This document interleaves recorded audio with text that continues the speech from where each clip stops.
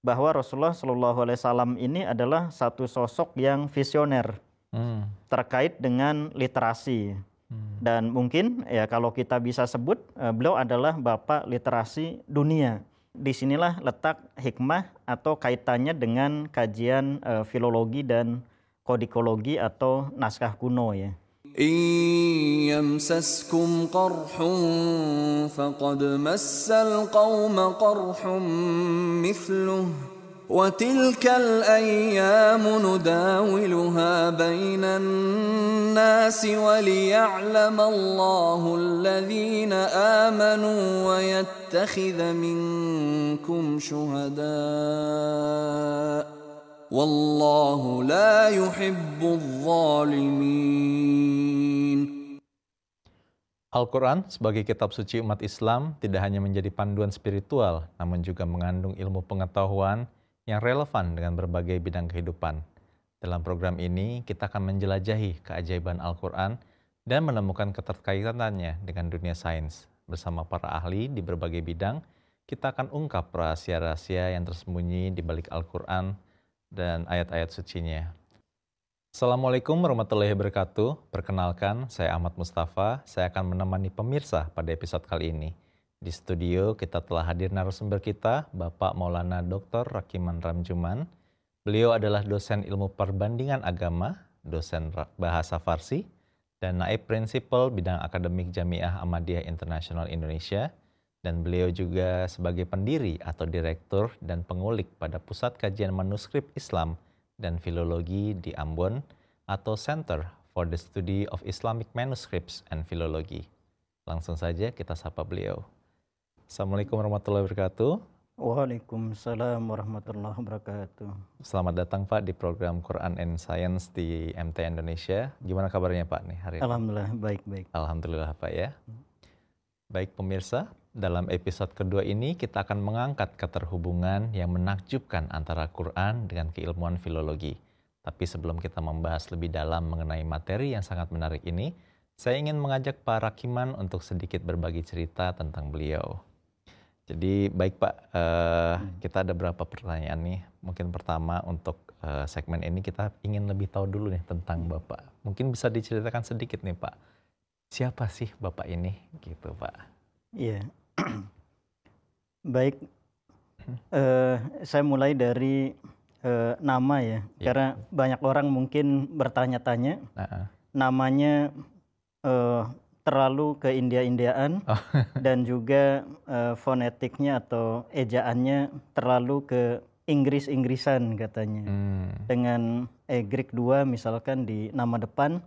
Nah, pada tahun 2000-an saya mendapat mimpi bahwa Huzur waktu itu adalah Hadrat Khalifatul Masih Ar-Rabi rahmatullah alaih. Saat itu beliau masih hidup ya, baru berkunjung ke Indonesia. Nah, begitu beliau berkunjung ke Indonesia, kemudian saya berkirim surat kepada beliau untuk perubahan nama ya. Nama asli saya adalah Rakiman, kemudian saya ingin minta usul ke Huzur untuk mengganti atau menambah nama saya seperti tradisi pada umumnya para mubaligin atau mahasiswa jamiah misalnya. Nah, sebelum jawaban surat dari Huzur itu datang, saya sudah mendapat mimpi bahwa nama saya dirubah oleh beliau. Diberi tambahan 4 kata lagi, yaitu Ridwan Ahmad. Nah, dari beliau Ridwan Ahmad. Kemudian di Huzur yang kelima, beliau juga kemudian memberi nama yang lain lagi, yaitu Muhammad Juma'an. Nah, oleh karena itu keempat kata itu atau 4 nama itu saya gabungkan menjadi Rakiman Ridwan Ahmad Muhammad Juman atau disingkatnya Rakiman Ram Juma'an. Nah, saya adalah mubain baru yang baiat baru pada 1997, tepatnya 11 November di Indramayu, dan kemudian masuk ke Jamiah dan belajar hingga lulus dari Jamiah, kemudian ditempatkan pertama di Salatiga selama beberapa tahun sebelum kemudian ditarik kembali ke markas atau ke Banten ya waktu itu, ke Gondrong, dan kemudian mengajar di Jamiah hingga saat ini. Sudah 16 tahun diseling 6 tahun tugas ke lapangan. Nah, di Jamiah saya kebetulan sejak dulu memang menggeluti bidang perbandingan agama atau muwazinah mazahib atau the comparative study of religion. Dan ya saya juga kemudian atas izin huzur secara resmi kemudian mengambil pendidikan di luar jemaat ya, pendidikan formal dan juga non formal. Saya sudah menyelesaikan jenjang S1 sampai S3, bahkan ada yang double degree. Kemudian kursus-kursus teologia itu juga sudah saya selesaikan sebanyak 19 kursus teologia, baik dari dalam maupun luar negeri, baik dari lembaga-lembaga Kristen misionaris maupun dari kampus-kampus bonafid di Indonesia, misalkan dari Sanata Dharma Jogja, dari UKSW dan lain-lain. Masya Allah, Masya Allah, panjang sekali ini Pak ya. Alhamdulillah penghikmatan Bapak selama ini ya. Lalu ada yang menarik juga nih Pak, pada tahun 2021 ini Bapak mendapatkan anugerah ikon Pancasila gitu. Mungkin bisa sedikit diceritakan Pak terkait anugerah ini, dapat dari siapa dan kenapa gitu Pak mendapat anugerah ini? Baik. Anugerah ikon prestasi Pancasila itu adalah satu ikon yang diberikan oleh Badan Pembinaan Ideologi Pancasila atau BPIP Republik Indonesia. Di masa dulu, tahun 2017 ketika lembaga ini baru dibentuk, itu namanya masih Unit Kerja Presiden Bidang Pembinaan Ideologi Pancasila atau UKP PIP. Nah, pada tahun 2017 itu dicanangkan program ikon prestasi Pancasila yang pertama. Dan sejak saat itu, karena 2017 itu adalah HUT RI yang kesekian, jadi jumlah penerimanya adalah menyesuaikan dengan jumlah tahun HUT kemerdekaan Republik Indonesia tersebut. Nah, ketika saya kemudian dimutasi dari Jamiah kemudian ke Kebayoran Lama DKI Jakarta, kemudian setelah 1 tahun di Kebayoran saya juga dimutasi kembali ke Ambon, Maluku sebagai mubalik daerah di sana. Saya kemudian berkiprah sejak 2018 sampai 2020 di pedalaman Maluku dalam bidang literasi.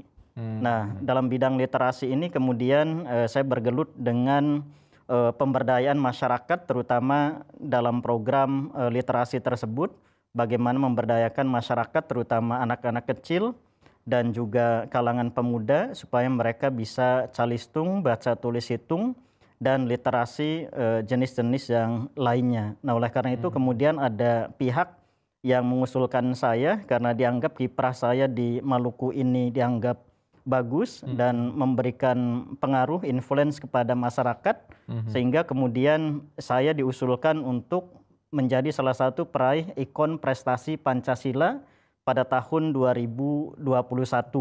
Dan alhamdulillah sesuai dengan seleksi kemudian saya mendapat anugerah itu pada tanggal 10 November 2021 dalam bidang atau kategori Social Entrepreneur dan Kemanusiaan. Karena BPIP RI itu menganugerahkan sebanyak 5 bidang kepada ikon prestasi Pancasila. Ada yang bidang olahraga, ada yang bidang interfaith atau lintas agama, ada yang bidang Social Entrepreneur dan Kemanusiaan, dan juga bidang-bidang sains dan teknologi. Luar biasa nih prestasi Bapak ya. Dan tadi Bapak kan menyebutkan Bapak ini lama di Jamiah ya, sekitar 16 tahun ya Pak ya. Itu selain mengajar di Jamiah Pak, dan aktivitas penelitian apa yang sedang Bapak lakukan saat ini Pak? Dan bisa Bapak ceritakan sedikit nggak tentang proyek penelitian terbaru yang sedang Bapak kerjakan sekarang ini Pak? Iya, baik. Penelitian ini sifatnya privat ya, karena tidak terkait dengan tupoksi atau domain saya sebagai dosen atau mubalik jemaat ya. Nah, artinya meskipun demikian ketika saya ditugaskan di Maluku dan berkeliling ke seluruh pelosok Maluku, saya mendapati bahwa sebagai seorang mubalik sesuai dengan klausul rule and regulation terkait tugas-tugas mubalik, bahwa kita minimal ada 3 hal yang harus dikuasai ketika ditugaskan di lapangan tersebut. Pertama adalah memperluas kontak sosial, kemudian mempelajari ipolek sosbud setempat, dan yang ketiga adalah mempelajari etnografi dari tempat di mana kita ditugaskan sampai kita mendalami atau menguasai bahasa setempat atau bahasa lokal. Nah, dari situ kemudian saya terpacu untuk bagaimana mempelajari etnografi dan antropologi di Kepulauan Maluku yang terdiri dari 11 kota dan kabupaten, 1 kota 10 kabupaten itu saya pelajari. Saya kemudian juga saat kunjungan ke cabang-cabang jemaat di sana, sambil saya gali juga sejarah jemaat dan juga sejarah etnografi antropologi di tempat itu, sehingga saya menguasai betul-betul bagaimana sejarah di sana, etnografinya seperti apa, suku-suku apa saja yang ada di sana, dan kemudian itu menjadi kajian saya, dan seterusnya itu juga menjadi target saya supaya saya bisa menguasai dan juga memiliki catatan-catatan etnografi tersebut. Nah, oleh karena itu saat ini saya juga sedang menelusuri berbagai hal terkait dengan etnografi, terutama di Bogor misalnya. Saya juga sedang meneliti kaitannya dengan etnografi atau sejarah Len Kurifan, yang itu sangat luas sekali, yang terbentang dari tahun 1830 bahkan sebelumnya 1790 sampai 1942-an. Nah itu, jadi selain etnografi, kemudian di Maluku, di Papua, saya juga tertarik untuk mengkaji filologi dan juga mengkaji kodikologi. Naskah-naskah kuno sudah ratusan yang saya teliti, termasuk Al-Quran kuno dari abad ke-16 awal, misalkan 1590, 16 akhir juga, dan sampai abad yang sekarang. Saya sudah mengecek sebanyak 20 naskah Al-Quran kuno yang ditemukan di Maluku, termasuk naskah-naskah yang kemudian sekarang ada di Belanda, di Leiden dan di tempat lainnya. Jadi penelitian saya saat ini fokus pada etnografi, kemudian filologi dan juga kodikologi, bukan hanya secara umum tetapi juga secara jemaat ya. Gitu. Iya. Sebelum saya ke pertanyaan selanjutnya, mungkin saya menarik ini, kenapa Bapak memilih filologi dan kodikologi tadi Pak? Apa kodikologi ya? Iya. Betul ya? Itu betul. Apakah memang sesuai dengan latar belakang pendidikan Bapak tadi yang sampai S3, atau emang ada Bapak punya ketertarikan tersendiri gitu Pak? Gitu. Mungkin bisa dijelaskan gitu. Memang ada kaitan dengan fak yang saya ambil di perkuliahan, karena meskipun jurusan saya adalah teologi atau teologi, tetapi di dalam teologi itu juga terkandung misalkan arkeologi dan juga terkait dengan kodikologi atau kodek naskah-naskah kuno dan bagaimana untuk memverifikasi naskah-naskah kuno tersebut ya. Nah, oleh karena itu saya tertarik sekali menggunakan ilmu itu dan kemudian dikembangkan menjadi filologi dan kodikologi secara umum. Nah, saya kemudian mempelajari secara lebih detail lagi, berinteraksi dengan filolog-filolog Indonesia yang sudah dikenal secara nasional dan internasional, misalkan Profesor Dr. Titik Pujastuti almarhum yang berapa minggu lalu baru wafat. Kemudian dengan Profesor Dr. Oman Fatur Rahman dan juga filolog-filolog Indonesia yang lain yang sebenarnya mereka belum menguasai filologi untuk di kawasan Maluku, termasuk kodikologinya. Nah, saya beruntung karena saya waktu itu selama 2 tahun tinggal di Maluku dan mempelajari serta menganalisa langsung kitab-kitab kuno yang ada di Maluku, misalkan di Ketetu, kemudian di Seram Selatan, di Pulau Buru, dan di lokasi-lokasi lainnya yang ini tentu saja tidak dikaji oleh filolog-filolog nasional yang boleh jadi mereka belum pernah datang ke sana. Dan saya mendapat keuntungan bahwa saya langsung menjadi pelaku aslinya. Maksudnya naskah-naskah kuno itu bisa saya pelajari secara langsung, yang bagi filolog lain mungkin hanya di atas meja ya, hanya kajian secara library research. Tetapi saya menggunakan field research, langsung ke lapangan, langsung ke tempatnya, langsung ke lokasi di mana naskah itu berada, dan saya bisa langsung memegang naskahnya, bisa langsung membacanya, dan saya bisa langsung melakukan kajian filologi dan kodikologinya. Oke, terus dari penelitian-penelitian itu apa sih kira-kira manfaatnya untuk jemaat gitu? Tadi Bapak sedikit sebutkan juga untuk ada manfaatnya ke jemaat. Baik. Itu untuk apa gitu Pak? Untuk yang kalau filologi dan kodikologi itu tadi Pak? Iya. Baik, nah oleh karena itu, karena saya melihat ini ada kepentingan besar untuk jemaat kita ya.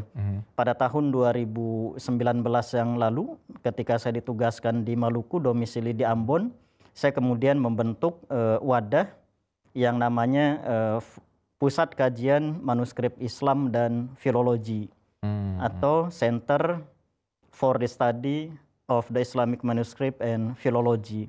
Nah, melalui wadah ini kemudian saya kumpulkan teman-teman di Maluku dan Papua supaya kita bisa sama-sama membahas mengenai kajian filologi dan kodikologi, dan bukan hanya filologi kodikologi luar tadi secara umum, tetapi juga filologi dan kodikologi di jemaat. Karena sebagaimana kita ketahui bahwa naskah-naskah tulisan tangan pendiri Jemaat Ahmadiyah saja itu saat ini usianya sudah minimal 117 tahun sampai 148 tahun. Dan itu menurut keilmuan filologi dan kodikologi itu sudah 2 kali lipat memenuhi standar filologi dan kodikologi sebagai manuskrip kuno. Karena apa? Yang disebut sebagai manuskrip itu adalah suatu dokumen tulisan tangan atau ketikan yang usianya sekurang-kurangnya 50 tahun, itu untuk definisi Indonesia, atau 75 tahun untuk definisi internasional. Nah, oleh karena itu, saya melihat bahwa naskah-naskah tulisan tangan pendiri Jemaat Ahmadiyah ataupun yang naskah cetaknya itu sudah melampaui 75 tahun tersebut. Nah, ini menjadi salah satu fokus kajian filologi dan kodikologi. Nah, sehingga saya harus mengangkat tema ini supaya teman-teman filolog di Indonesia bahkan di luar negeri juga mulai terjun meneliti kitab-kitab pendiri Ahmadiyah sebagai subjek kajian filologi dan kodikologi. Nah, melalui wadah ini, Pusat Kajian Manuskrip Islam dan Filologi, saya coba mengangkat tema ini, kajian ini, supaya teman-teman di luar kita yang non-Ahmadi itu juga bisa menelitinya. Dan oleh karena itu saat ini pun sudah beberapa minggu ini kita juga membuka yang namanya kajian filologi dan kodikologi yang saya sebut atau beri judul Mengenal Karya Tanpa Jeda Sang Raja Pena. Nah, di kajian ini bukan hanya anggota jemaat yang terlibat berpartisipasi, tetapi juga para akademisi, profesor dan doktor dari berbagai kampus itu juga gabung dengan kajian ini tiap Rabu malam ya. Jadi dari sini kita ingin memperkenalkan bahwa karya pendiri Jemaat Ahmadiyah yang usianya sudah terbilang sebagai manuskrip kuno itu layak untuk dikaji, karena banyak sekali tulisan tangan beliau yang bisa kita gali secara filologi dan kodikologi, bukan hanya naskah yang ada di Indonesia saja. Oke, baik Pak. Mungkin cukup jelas tentang profil Bapak sebagai seorang pengajar, seorang peneliti, dan juga penulis gitu Pak ya. Pemirsa MTA Indonesia dimanapun berada, Dr. Rakiman telah menempuh pendidikan di Jamiah. Kemudian beliau melanjutkan pendidikan di bidang teologia, kemudian doktoral di bidang filologi dan divinitas. Masing-masing bidang yang beliau tekuni memiliki fokus yang berbeda, namun saling berkaitan satu sama lain. Pada kesempatan ini beliau memilih Quran Surat Ali Imran ayat 141 sebagai topik yang akan diangkat.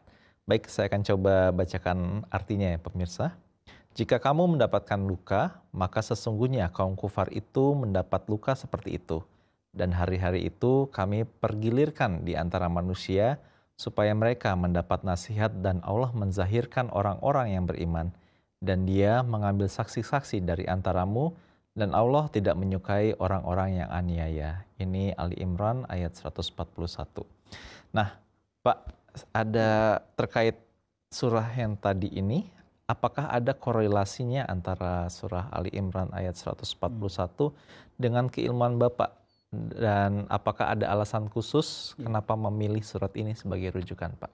Iya, baik. Tentu saja itu ada kaitannya, walaupun tidak secara langsung, tetapi secara tersirat itu memiliki hubungan yang sangat erat, bukan hanya terkait dengan kajian keilmuan filologi, kodikologi, tetapi juga keilmuan-keilmuan yang lain.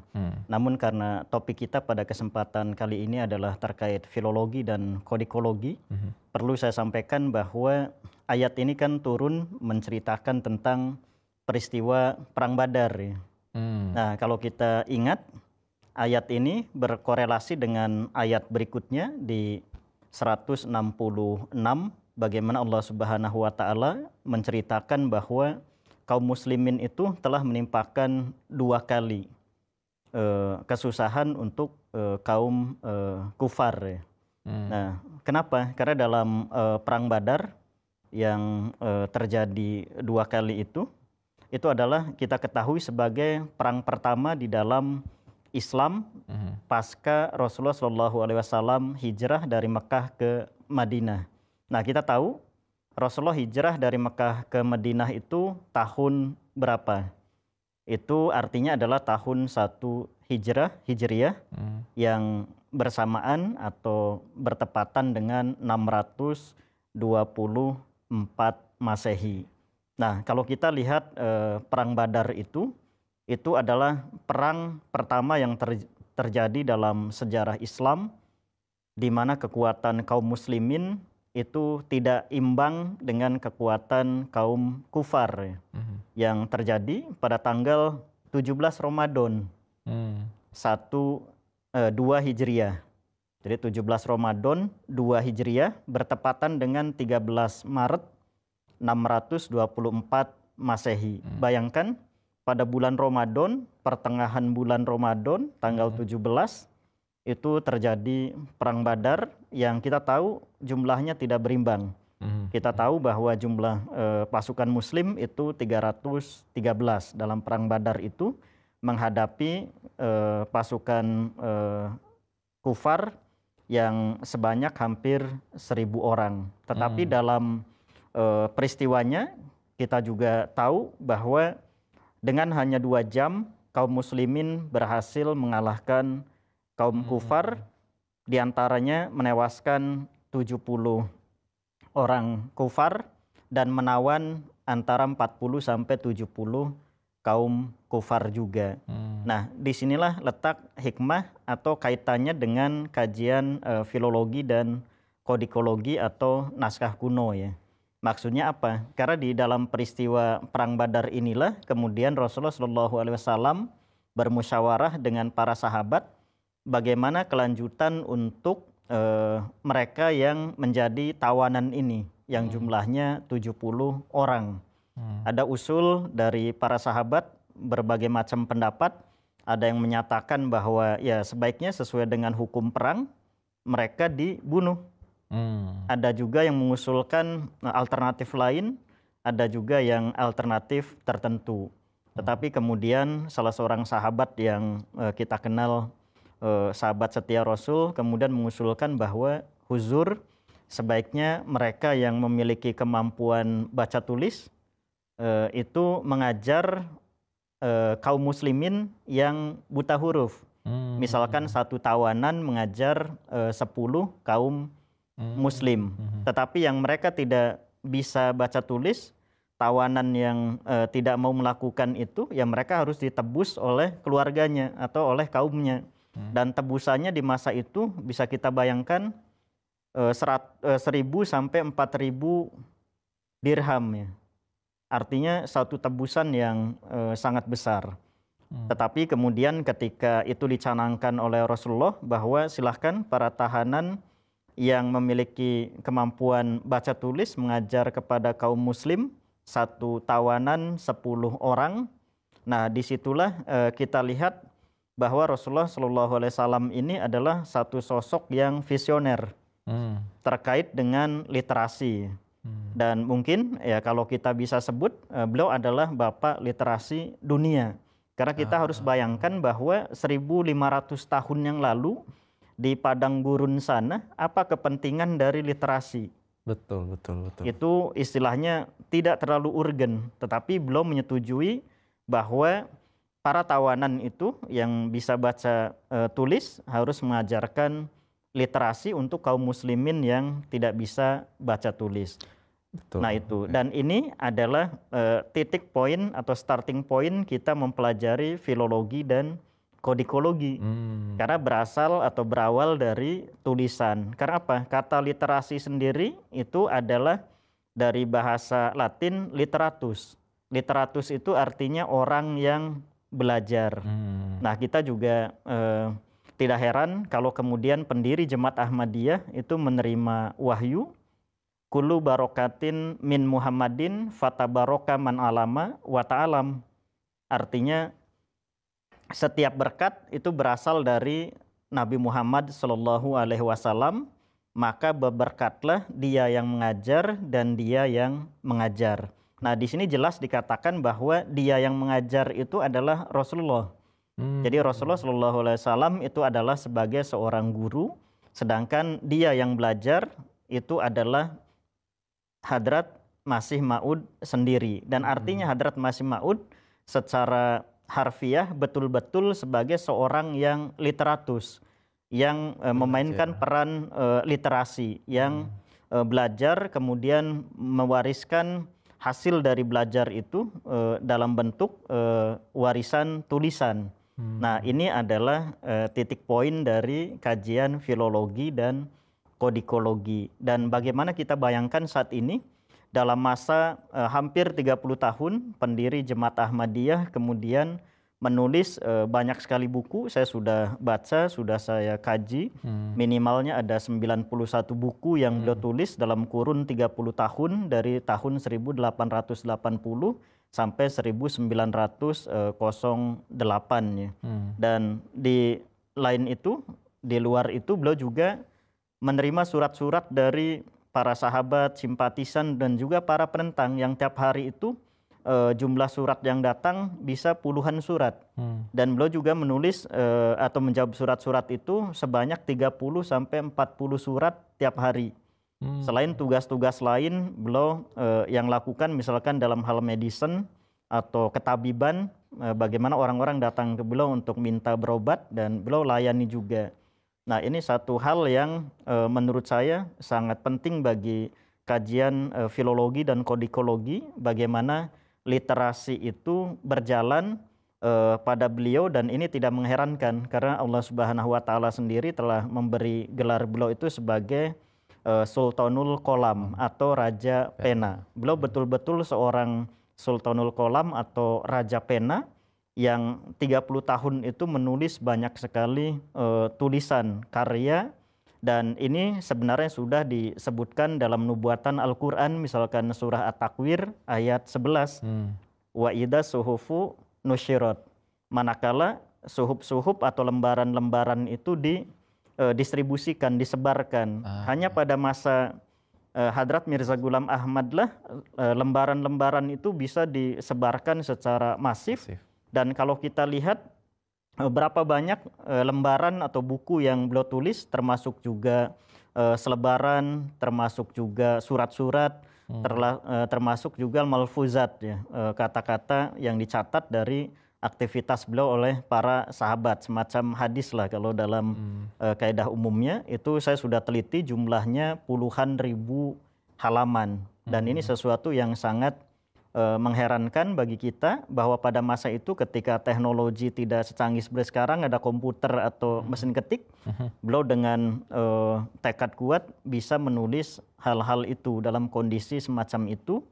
Dan kita tahu bahwa beliau pada masa mudanya itu pernah mengalami cedera. Jadi jangankan memegang pena, memegang kolam, memegang gelas saja itu kadang-kadang tidak kuat tangan kanan beliau itu.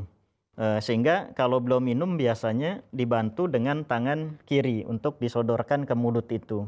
Nah ini dalam kondisi seperti itu kemudian beliau menulis puluhan ribu halaman, banyak sekali kitab-kitab, dan itu bagi saya sangat ajaib ya. Iya. Orang normal saja tidak akan mampu melakukan hal semacam itu.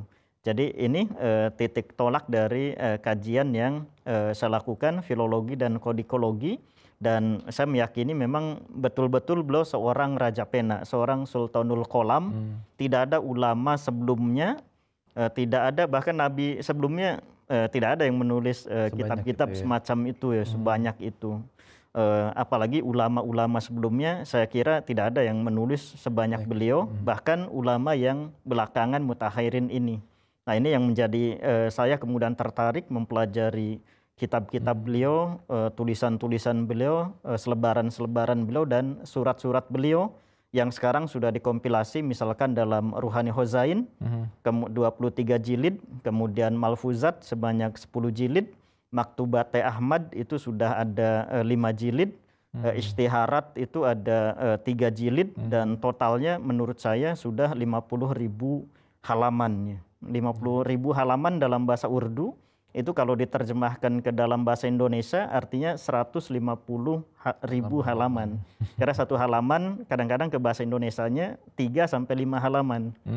Nah itu keunikan dari ayat itu sebenarnya berkorelasi dengan nubuatan mengenai kedatangan Imam Mahdi yang disebut sebagai Sultanul Qalam, dan terkait dengan manuskrip-manuskrip kuno ya. Karena kalau nanti kita pelajari secara filologi dan kodikologi, itu tulisan-tulisan beliau juga terkait dengan naskah-naskah kuno. Selain tulisan beliau saat ini sudah menjadi manuskrip kuno, juga beliau mengutip dari kitab-kitab kuno lain yang usianya 500 tahun sebelumnya.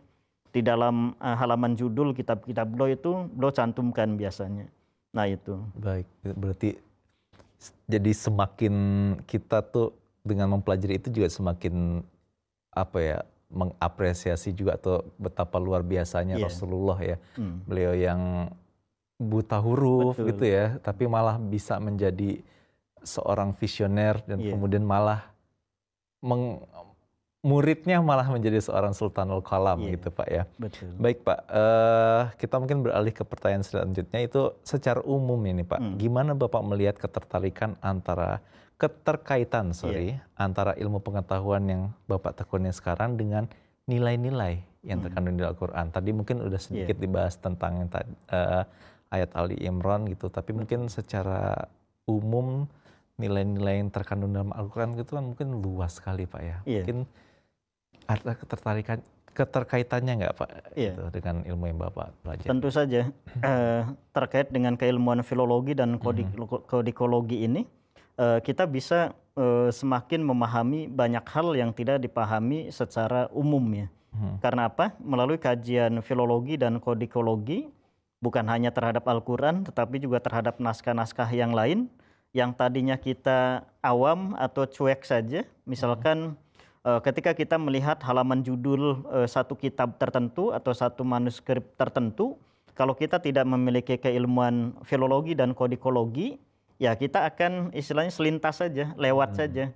Padahal di halaman judul itu banyak sekali informasi yang akan kita terima. Misalkan di sana ada kolofon, di sana ada iluminasi dan ilustrasi, di sana ada grafologi, dan juga keilmuan yang lainnya. Nah, terkait dengan Al-Quran juga, perspektif filologi dan kodikologi, itu kita akan semakin memahami betapa luasnya apa yang terkandung di dalam ayat-ayat Al-Quran tersebut. Ketika kita mengkaji dari perspektif filologi dan kodikologi. Seperti tadi, konteksnya misalkan Perang Badar.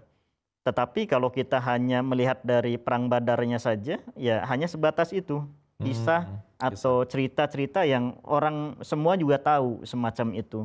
Tetapi kalau kita hubungkan dengan kajian filologi, kajian kodikologinya nanti, ya ternyata di balik Perang Badar itu banyak hal yang akan terungkap. Seperti tadi, bagaimana saya sebut beliau juga sebagai seorang, istilahnya itu the father of literation, bapak literasi dunia menurut saya. Nah, yang itu tidak pernah diungkap oleh yang lain. Ya. Bagaimana seorang Umi itu istilahnya mencanangkan program semacam itu 15 abad yang lalu, 1500 tahun yang lalu. Sesuatu yang mungkin dianggap nonsen ya. Untuk apa harus belajar seperti itu kan. Betul. Tetapi kita faktanya saat ini ya mengetahui bahwa ternyata itu penting sekali untuk kita meraih kemajuan demi kemajuan. Karena agama Islam ini akan berkembang melintasi sekat-sekat wilayah Jazirah Arabia, kemudian datang ke wilayah-wilayah yang mungkin saja kebudayaannya lebih tinggi, lebih maju, dan itu akan lebih cepat diterima oleh masyarakat. Dan ternyata Al-Quran ini bersesuaian dengan keilmuan mereka misalnya. Walaupun ilmu mereka di masa itu sudah lumayan tinggi. Karena Al-Quran menyebutkan juga data-data misalkan yang sudah cukup tinggi juga. Nah itu jadi sebanding bagaimana kemudian Al-Quran ini atau ajaran Islam ini bisa diterima di berbagai tempat. Artinya solih likuli zaman wa makan. Artinya sesuai, fleksibel di tiap tempat dan juga masa ya. Nah semacam itu. Lalu saya pengen tahu nih Pak, apa sih perbedaan antara filologi sama linguistik gitu? Walaupun mungkin keduanya berkaitan dengan bahasa gitu. Terus, tapi perbedaannya itu di mana Pak? Antara filologi dan linguistik itu Pak? Kalau secara umum memang filologi itu dikenalnya sebagai linguistik ya. Kajian linguistik, ada kajian semantik gitu, dan lain-lainnya. Dan oleh karena itu kadang-kadang ada orang yang menganggap bahwa filologi ini memang bagian dari linguistik, ilmu bahasa. Nah, ilmu filologi ini juga dipakai dalam kajian linguistik. Misalkan ketika mempelajari semantik, sintaksis, gramologi dan lain-lainnya. Tetapi filologi yang saya kaji di sini, yang saya pelajari di sini, tentu saja itu ada kaitan dengan linguistik, tapi sudah berbeda sama sekali. Ya, karena ada faktor-faktor lain yang khas, spesifik. Jadi sebenarnya ini menjadi ilmu tersendiri, ilmu kajian mandiri yang istilahnya berbeda dengan linguistik yang tradisional ya. Perbedaannya apa? Misalnya filologi saat ini biasanya selalu dikaitkan dengan sastra. Iya, kadang-kadang orang berpikirnya filologi itu adalah kajian mengenai teks-teks terkait dengan sastra. Padahal itu juga tidak tepat sama sekali, karena kajian filologi itu bukan hanya sastra, tetapi juga hal-hal lain yang terdapat di dalam naskah-naskah. Nah, oleh karena itu kalau kita lihat filologi saat ini, itu metodologinya atau mazhabnya itu selalu berkembang. Kita menggunakan filologi misalkan saat ini menggunakan 6 metode. Nah, 6 metode itu bervariasi tergantung target kajian kita. Misalkan ada metode intuitif dan juga ada metode-metode yang lain. Nah, termasuk juga dari segi mazhab, penggolongan filologi. Mazhab filologi saat ini terbagi menjadi 2 paling sedikitnya. Ada mazhab filologi tradisional atau klasik, dan juga ada mazhab filologi kontemporer atau modern. Nah, perbedaannya adalah kalau klasik itu biasanya kalau ada perbedaan naskah, nah ini kaitannya nanti dengan teks-teks kuno termasuk Al-Quran. Misalkan kalau ditemukan naskah-naskah yang berbeda, bagaimana cara untuk mempertemukannya. Misalkan kata-kata tertentu yang berbeda, misalnya dalam bahasa Arab kan ada misal di masa dulu tidak memiliki syakal atau tanda baca. Karena tanda baca dalam tradisi Arab, dalam bahasa Arab itu kan baru muncul abad-abad belakangan. Seperti bahasa Ibrani juga itu tanda baca atau nikud atau syakalnya baru muncul itu abad ke-10 ke sini. Di masa sebelumnya itu tidak ada tanda bacanya, sehingga kalau ada satu kata tidak ada tanda bacanya, orang bisa membacanya berbagai variasi. Nah gitu. Nah ini juga sama, filologi juga ketika dia mempelajari teks-teks yang berbahasa Arab, itu juga akan ditemukan teks yang mungkin berbeda ketika itu disalin ke penyalinan berikutnya.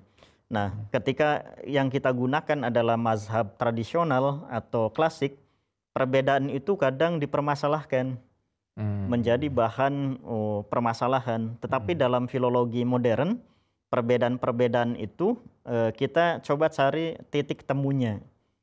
Nah itu, sehingga ketika ada perbedaan bisa kita ketemukan, bisa ditemukan solusinya. Oh ternyata ini tidak berbeda. Nah inilah yang disebut sebagai metode diplomatik.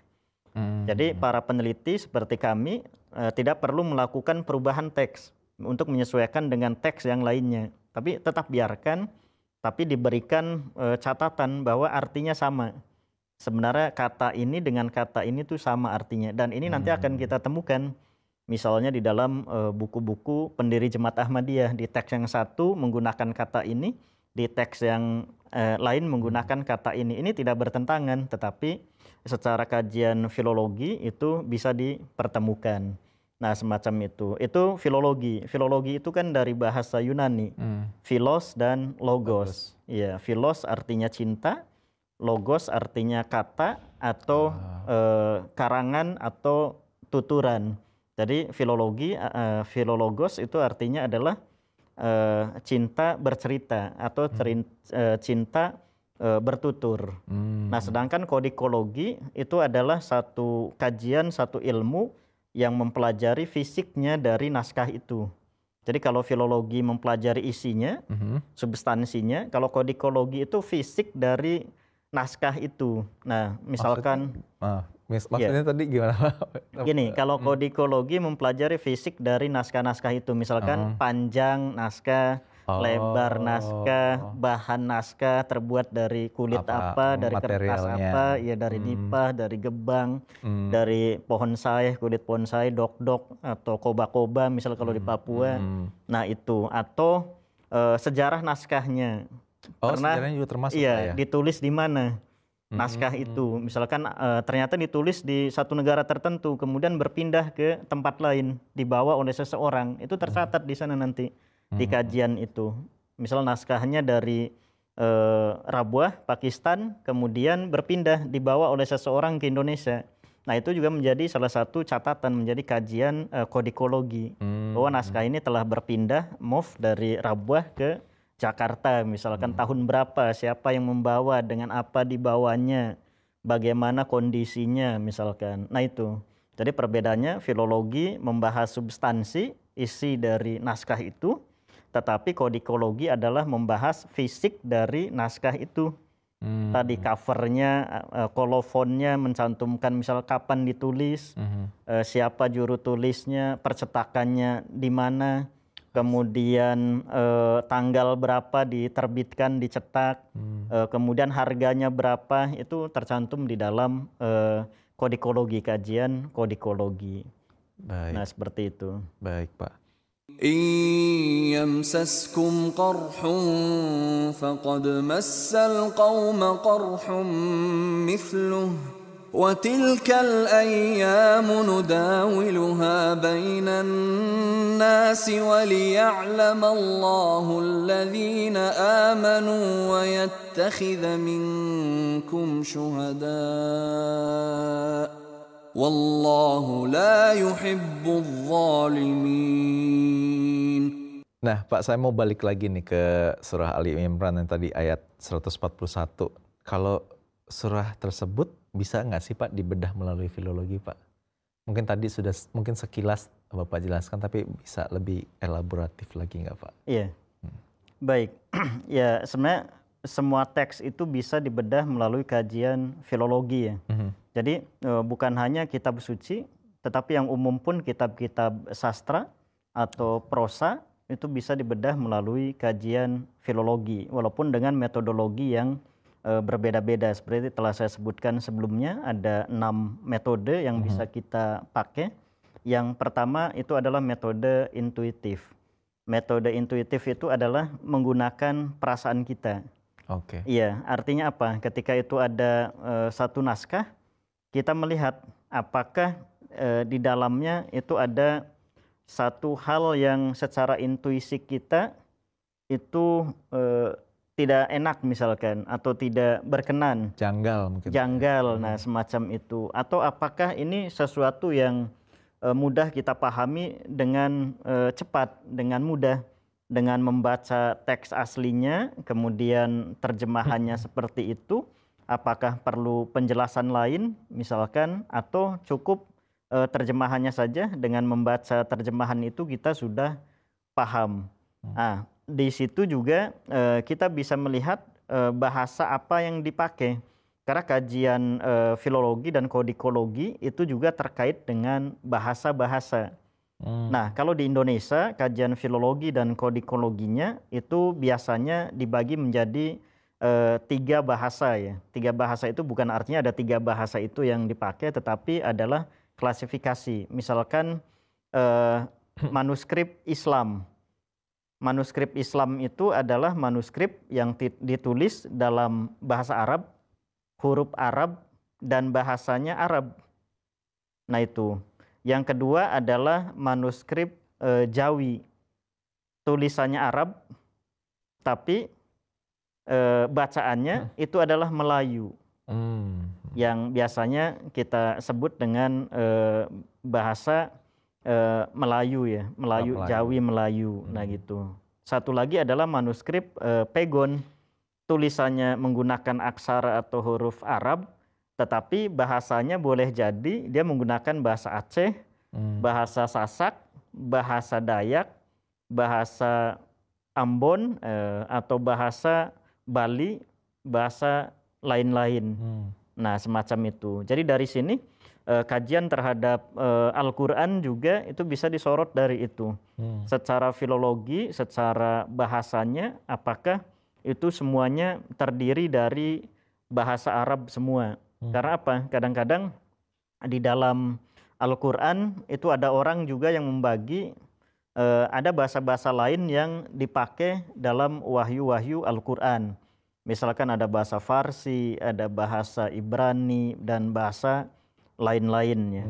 Nah, dalam kajian filologi terkait dengan ayat ini, ya kita lihat struktur kalimatnya. Nah, ini filologi masuk, nanti kita menggunakan linguistik juga, selain menggunakan ilmu tafsir yang sudah baku ya. Nah, dari sini nanti kita akan mengetahui misalkan kata-kata itu apakah memiliki arti lain. Misalkan korhun, menimpakan apa itu luka.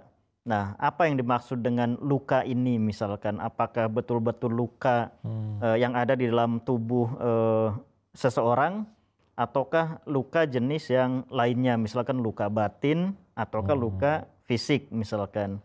Dan di situ juga disebutkan misalkan watil kal ayamu nudawiluha bainanas, dan hari-hari itu kami pergilirkan di antara manusia.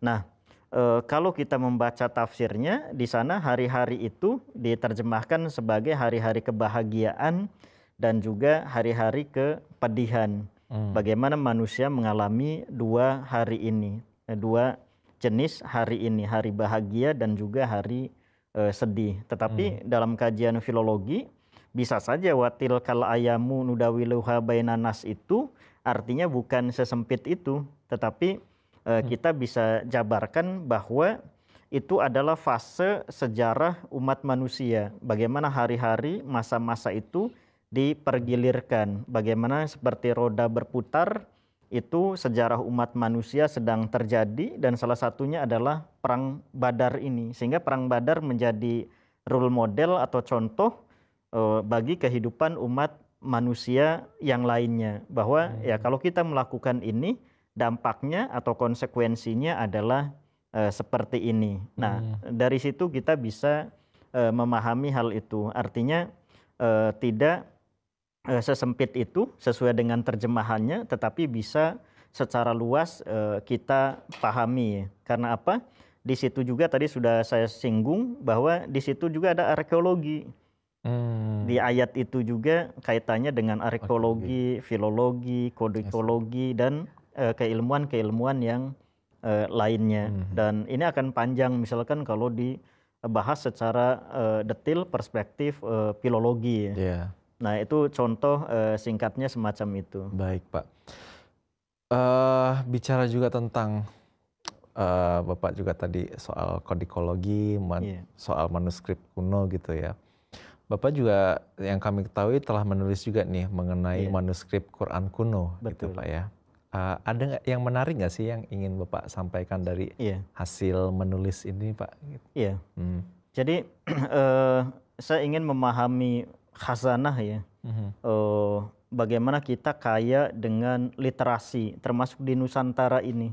Oh. Jadi bagaimana pada masa dahulu, dalam catatan saya Quran kuno di Nusantara itu yang masih tersisa sampai sekarang itu yang ditulis pada abad ke-17, 1625 Masehi. Dan naskah itu masih ada di Bali. Tetapi dalam telusur saya di Maluku, di Ambon, itu bahkan ada yang lebih tua lagi. Pada tahun 1590. Itu adalah manuskrip Al-Quran yang kita sebut sebagai Wahabilah. Wahabilah yang ditulis oleh nama samarannya itu Nur Cahya, seorang perempuan yang menulis dengan tulisan tangan naskah Al-Quran itu, dan sampai sekarang masih bisa kita baca. Saya sudah baca naskah itu ditulis pada tahun 1590 di kawasan Ambon ya, atau Maluku pada masa itu. Dan artinya apa? Itu banyak sekali naskah-naskah kuno Al-Quran kuno tulisan tangan yang kita temukan tersebar di seluruh pelosok Nusantara, mulai dari Aceh sampai ke wilayah timur, misalkan NTT, NTB, Maluku, dan termasuk Papua. Itu ada manuskrip-manuskrip Al-Quran kuno. Sehingga kemudian saya juga menulis terkait dengan hal itu untuk membuktikan bahwa transmisi keilmuan atau kebiasaan menulis itu di kalangan umat Islam sudah menjadi sesuatu yang biasa. Karena apa? Ayat-ayat kitab suci Al-Quran misalkan itu selalu memerintahkan untuk kita selalu belajar, untuk kita selalu iqra, membaca, untuk selalu menulis. Dan itu kita lihat faktanya, memang umat Islam dari masa dulu ya itu sudah biasa menulis naskah-naskah itu, kitab-kitab itu, termasuk juga kitab suci Al-Quran. Dan yang menjadi perhatian kita adalah apa? Karena di masa itu yang memproduksi kitab suci Al-Quran tulisan tangan biasanya hanya 3 kelompok. Yang pertama adalah pemerintah. Ya, itu pemerintah. Yang kedua adalah orang kaya. Karena dia memiliki modal untuk menyiapkan bahan-bahan atau material untuk penulisan naskah-naskah itu yang mungkin halamannya banyak, menggunakan bahan kertas yang juga di masa itu, saat itu di abad itu masih sangat terbatas dan harganya sangat mahal. Yang ketiga adalah para ulama, yang biasanya mereka memiliki kepentingan untuk menyalin kitab suci Al-Quran yang tadinya hafalan ke dalam kodifikasi bentuk tulisan. Nah, dengan saya menulis itu, saya ingin memperlihatkan bahwa khazanah kita di Nusantara, terutama terkait dengan manuskrip Al-Quran kuno, itu sangat berlimpah. Dan sampai sekarang bisa kita lihat bentuk fisiknya. Baik. Nah, itu. Oke, Bapak juga kan